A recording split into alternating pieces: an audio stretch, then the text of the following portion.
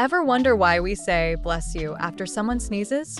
It dates back to ancient times when people believed a sneeze could expel evil spirits or even your soul. Saying bless you was a way to protect the sneezer and wish them well. In some cultures, it's also tied to health. Sneezing was seen as a sign of illness, so the phrase became a polite way to show concern. Interestingly, in certain languages, the expression varies. For example, in German, they say Gesundheit, meaning health.